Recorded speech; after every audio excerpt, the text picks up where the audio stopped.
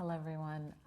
Today I wanted to take a look at Setu Bandhasana. So this is another posture that comes highly requested, and there's really a reason why in my mind that Setu Bandhasana is the last pose of primary series.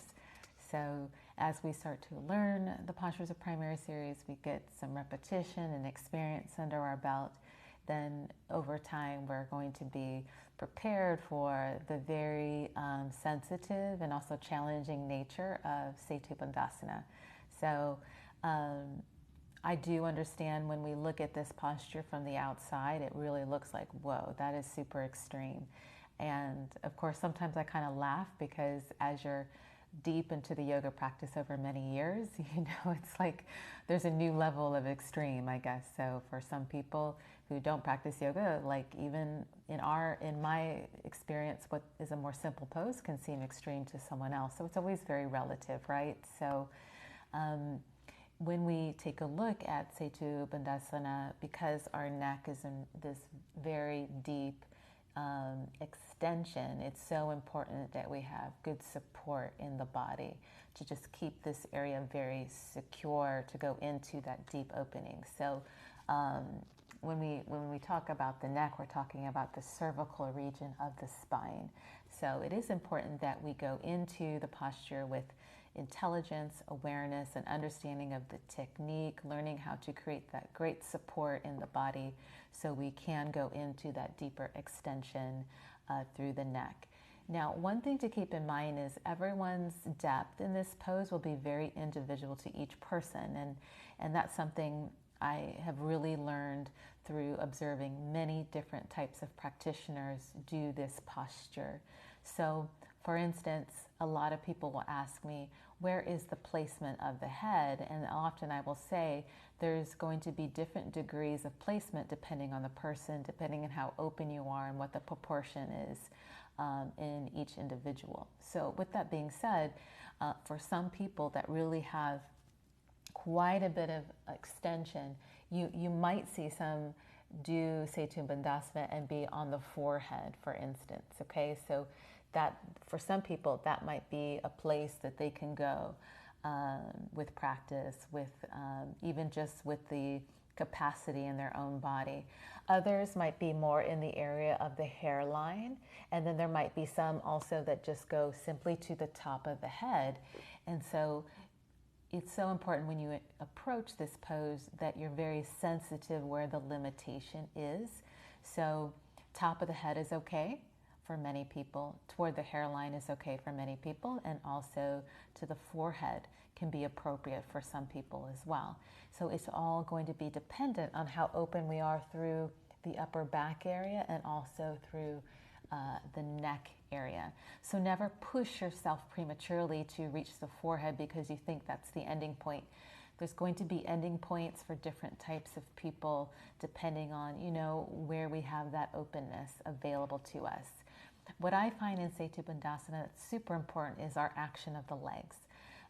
Whenever I practice Setu Bandhasana, I tone my legs very strongly so I do feel that I have proper support in the neck area. So that is going to be really important.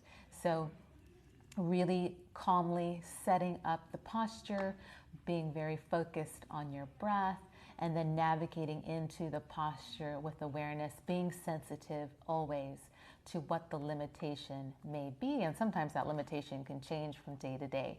So because of that extension through the neck, to some people it looks quite extreme. It's so important that we have that proper structure.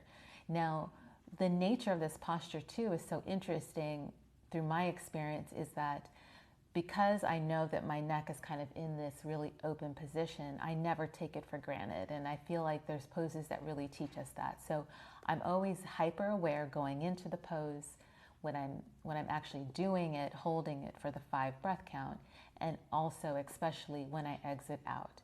So I've noticed sometimes people kind of go in the wrong direction, not being so aware going in and not being so aware going out of the pose.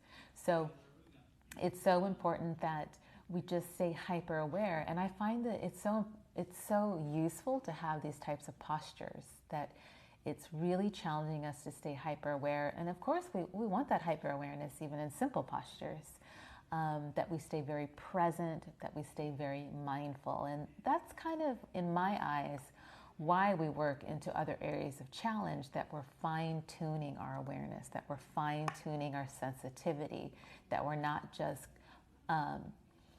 falling asleep at the wheel when we're driving, so to speak. So this is really, it is an internal practice, even though we're working with our body physically.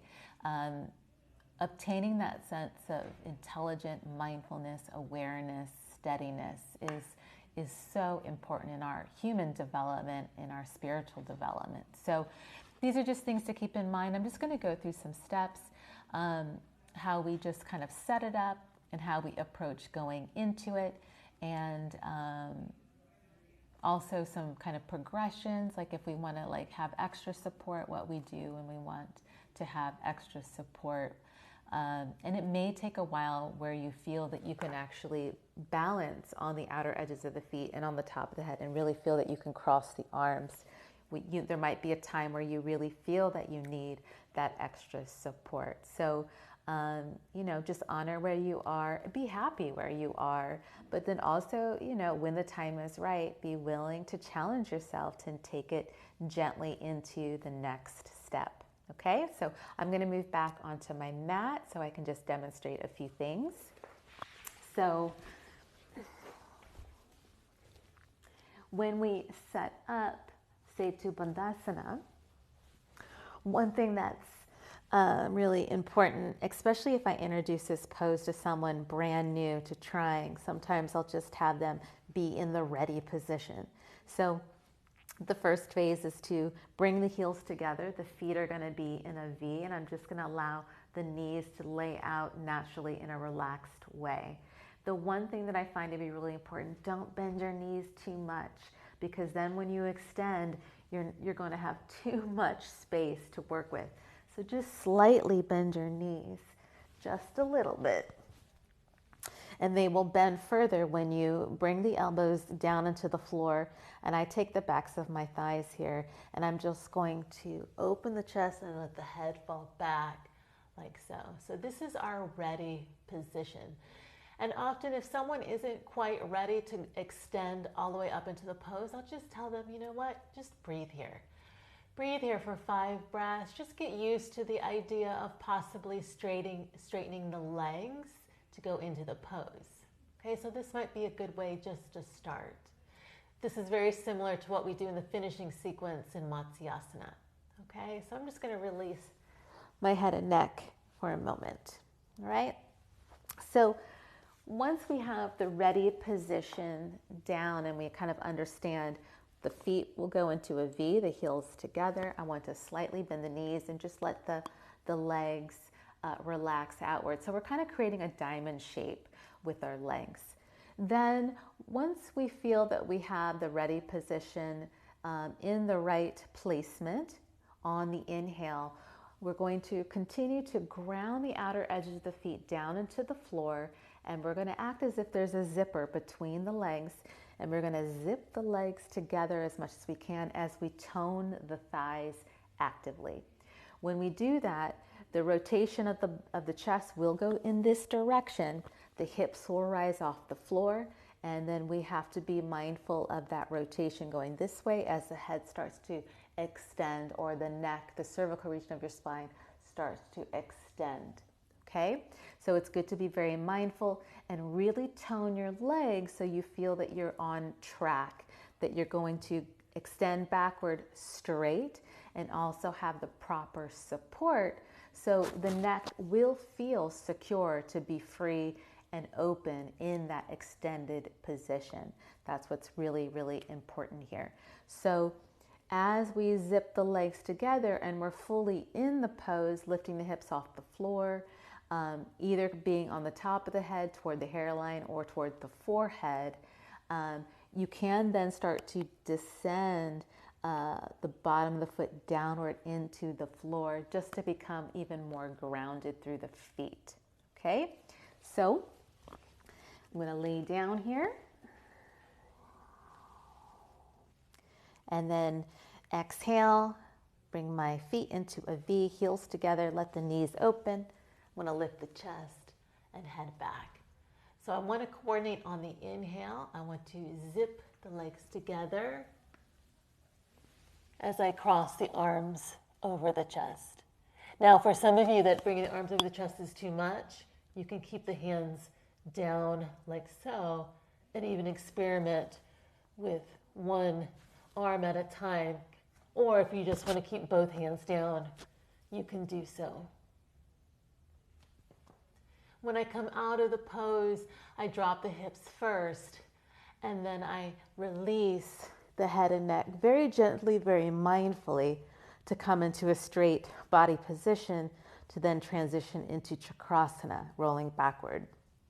So I find that it's really important that you're just mindful to, when you come out of the pose, just as much as you're mindful going into the pose, just so nothing goes off. Sometimes we celebrate too early when we do a position that's challenging and we forget, okay, I need to come out of this pose very mindfully. So I always drop the hips first, and then I release the head and neck very gently, and I just allow myself to lay down flat before transitioning into Chakrasana. So that's just something to keep in mind. So with these steps, you can keep the hands down for that extra support, and then you can even experiment with one arm at a time whenever you feel that you're ready, and then you have that security, right? And then, you know, later in time, possibly going directly in with the arms crossed over the chest. Take it slow, build up the stability. There's really no rush. Just remember that stability and security really comes through the actions of the legs. Another support technique that you can also experiment with is also just having hands to the low back. So it would be something like this. If I go into the pose, supporting like so. That's another approach to feel a little bit of extra support.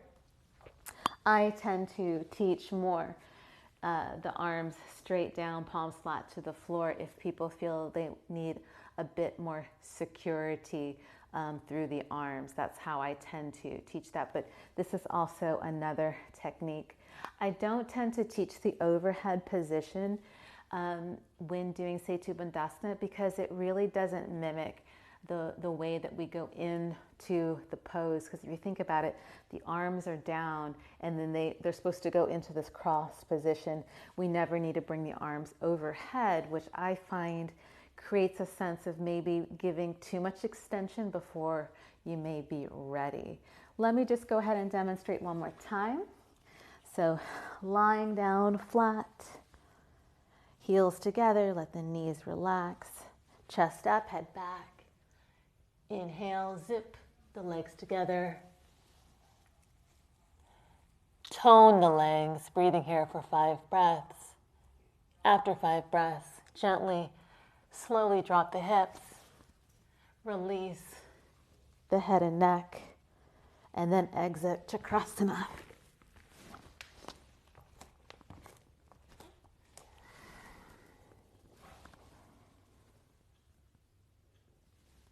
Okay.